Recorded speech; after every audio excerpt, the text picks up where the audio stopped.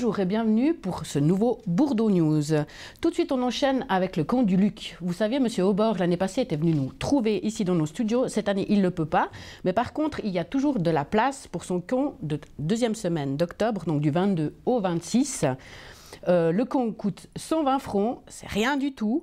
Il y a 2 places pour des C, une place pour un D et une place en E. Son numéro de téléphone, c'est le 079 456 25 28. Et si vous avez toujours des doutes, tout de suite, vous pouvez voir à quoi ressemble le camp du Luc. Je vous laisse, on s'accompagne.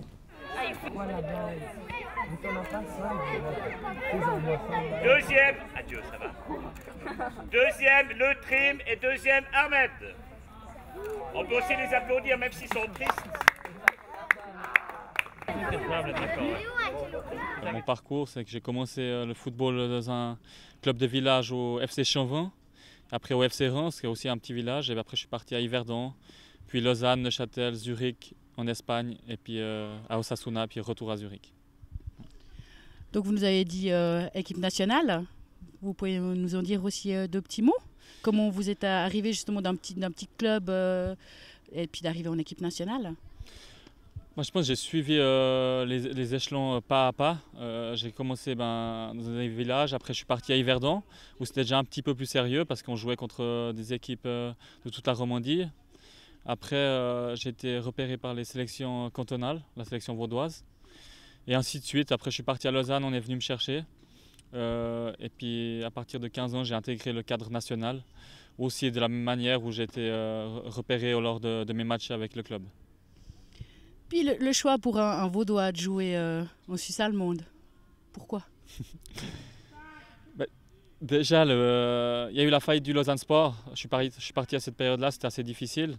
Neuchâtel Xamax est venu me chercher.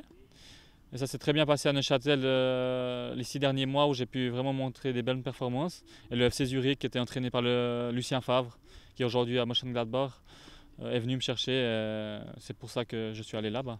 On revient un petit peu le pourquoi dont on est là pour le camp du Luc. Pourquoi vous avez accepté de le parrainer? Déjà parce que j'ai 2 amis, Marco Orlando et puis Jean-Claude Aubert, avec qui je m'entends très bien, qui ont organisé ce camp-là, et j'avais cœur de pouvoir apporter aussi un peu de travail. Malheureusement, je n'ai pas pu venir cette semaine, juste aujourd'hui pour la remise des prix, parce que je n'ai pas eu de congé avec Zurich, alors c'était dommage, j'ai un peu de regret par rapport à ça. Et ouais, j'adore les enfants aussi, de pouvoir donner l'opportunité aux enfants de passer une semaine, que ce soit au niveau foot, au niveau multisport. Pour les enfants qui n'ont pas énormément d'argent, peut-être pas la possibilité de partir en vacances, je trouvais que le prix était abordable, 100 francs pour tous ces jeunes, sur une semaine avec pas mal de prix. La nourriture comptée à midi, en plus on a eu un cadre magnifique ici à Dorigny, on a eu à disposition tous les terrains de foot, de tennis, de terrain synthétique, on a eu aussi à disposition la salle. C'est fantastique. Mais j'ai un peu de regret parce que je n'ai pas pu venir, mais voilà, j'espère l'année prochaine. Donc en tant que footballeur professionnel, quel est l'intérêt pour vous que ces jeunes y participent à ces camps? L'intérêt pour moi, je me rappelle quand j'étais petit et que j'avais la possibilité pendant les vacances de faire un camp, c'était un moment vraiment fantastique. Et en plus, quand il y a des joueurs pros qui venaient, c'était vraiment un moment privilégié. Et c'est pour ça que je voulais redonner un peu ce que j'ai reçu. Et en plus, c'était un camp multisport, alors même si tout d'un coup il y a des enfants qui ne sont pas doués dans certains paramètres, ils peuvent aussi être doués dans d'autres. Et puis c'était très important, c'était aussi dans cet esprit-là qu'on a vraiment fait quelque chose. C'est vrai que vous venez de dire que vous n'avez pas pu passer cette semaine, donc vous n'avez pas vraiment pu les voir évoluer. Mais qu'est-ce que vous éprouvez en fait en étant là, puis en les voyant autour de vous, vous posez plein de questions? Ça apporte beaucoup de joie parce que voir des enfants qui s'amusent, je pense que c'est les choses les plus importantes dans la vie, parce qu'on doit s'amuser dans la vie, on doit prendre du plaisir. Et je pense qu'ils ont pris beaucoup de joie cette semaine. Quand j'ai discuté un peu avec quelques-uns, ils m'ont dit que c'était vraiment un camp fantastique. Et on espère qu'on pourra refaire ce camp l'année prochaine. Et puis, est-ce que vous avez quelques conseils à leur prodiguer, vu qu'il y en a plein qui ont envie d'avoir le même parcours que vous? Le premier conseil, je pense qu'ils doivent avoir confiance en eux et avoir du plaisir dans ce qu'ils font.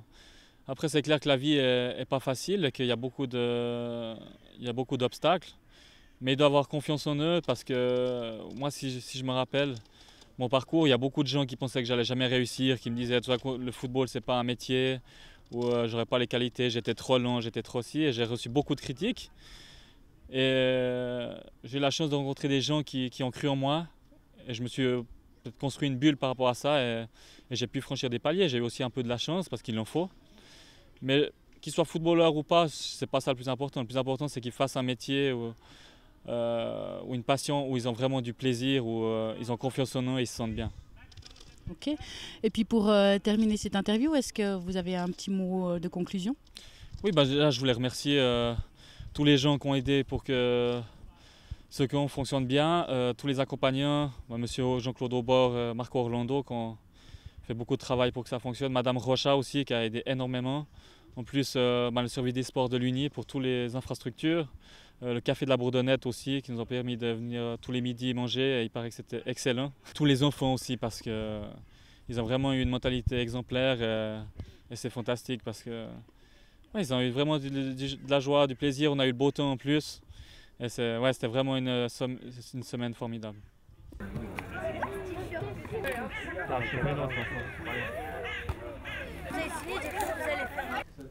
Tout de suite, je vous laisse en compagnie de la diacre qui a un message à vous faire passer. Mercredi 10 octobre, de 19h à 20h, il y a un temps de prière pour le quartier. Si vous voulez y participer, eh bien, vous n'avez qu'à pousser la porte du centre. Et puis, si vous avez envie que quelqu'un intercède pour vous, pour un sujet qui vous préoccupe ou qui vous tient à cœur, eh bien, faites-le savoir aux Sœurs de la Charité ou à moi-même au 021 626 49 45. Petit message de l'association des habitants qui vous convie à participer à leur sortie annuelle qui aura lieu le dimanche 14 octobre. Le rendez-vous est à 13h devant la poste. Sachez que tout le monde peut y participer. Cette année, il vous convie à aller au musée du jeu à la Tour de Paix pour les enfants et les adultes. Donc pour les enfants, c'est gratuit jusqu'à 16 ans. Pour les adultes, c'est 9 francs. Mais par contre, la seule petite chose qu'il vous demande, ce serait de vous inscrire, et ceci jusqu'au jeudi 11 octobre, chez Madame Ingrid Mayer. Le numéro de téléphone, c'est le 076 443 51 19. De préférence le soir, sinon vous pouvez laisser un petit message sur le répondeur. Donc le dimanche 14 octobre, la Tour de Paix, le musée du jeu, avec l'association des habitants du quartier. Nadège, vous vous souvenez de Nadège qui vient de Barcelone, avec qui on avait pu participer à faire un immense mandala sur la place au soleil? Eh bien, Nadège est de retour avec un cours à vous proposer de biodanza. Qu'est-ce que c'est? Eh bien, je ne peux pas vous en dire plus. 1, elle n'est pas là. Et 2, c'est une découverte. Donc, elle vous attend le vendredi 12 octobre à partir de 19h et jusqu'à 21h. Pour les habitants du quartier, ce cours est gratuit. Donc, profitez-en. Vous pouvez amener vos copines et tout ça. Pour les gens extérieurs du quartier, c'est 15 francs. C'est rien du tout pour 2 heures. Et il y a possibilité de faire un troc ou un échange. Donc, si vous voulez plus d'infos, vous pouvez prendre contact avec Nadège ou avec nous ici à TV Bourdonnette.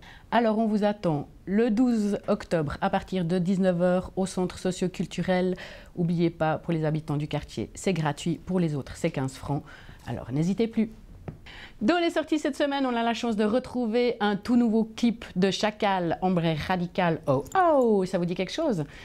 Et pour finir, on finit en beauté avec un groupe de gospel qui nous vient de la caravane des quartiers de Bovresse. Et c'est ainsi que s'achève Bourdeau News pour cette semaine. Je vous laisse en compagnie de notre Minute Zen. Et à la fin.